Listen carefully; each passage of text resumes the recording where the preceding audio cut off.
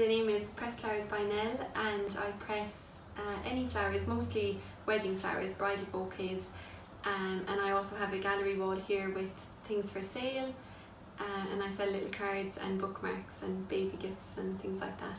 So normally it takes maybe between kind of 6 to 8 weeks to press the flowers, and when I get, you know, the bouquet, or even when I pick the flowers from my own garden, I take them apart petal by petal, or if it's foliage, just take off every leaf and press them individually.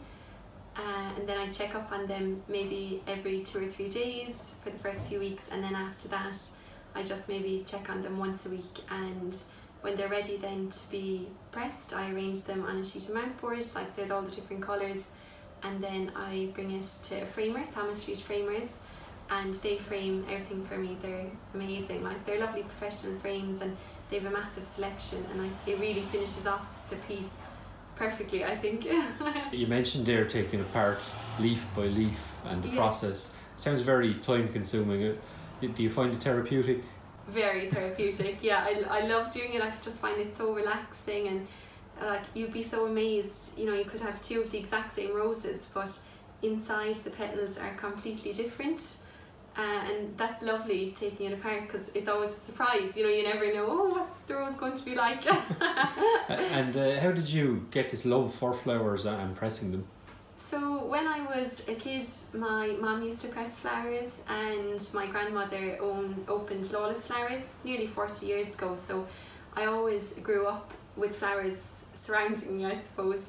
And I just always loved them, and my love for them definitely grew as I got older, and now I'm just so passionate about them. I always have to have flowers everywhere, even if I'm not pressing them.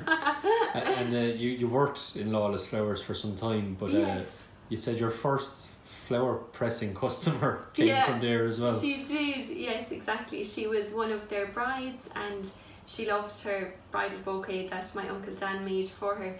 So she contacted him or me, and she asked me would I press it. So that was a lovely compliment, and it just kind of, it took off from there. You know, it grew quite organically, really. She passed on my name to her friends and some of her customers, and then before I knew it, I was here at my own studio. And then people can just pop into your studio as well. You have your business hours on the door, but where else can they keep up to date with your work? So they can follow me on Instagram or Facebook, or on my website, or my new YouTube channel, which I set up today. And what kind of content can people expect there? So I would say I'm going to be putting up videos like demonstrations maybe, so a lot of me making press bouquets, maybe some time lapses and things like that, and then maybe a few videos of my garden flowers, and maybe even me making a bouquet or something, we'll see.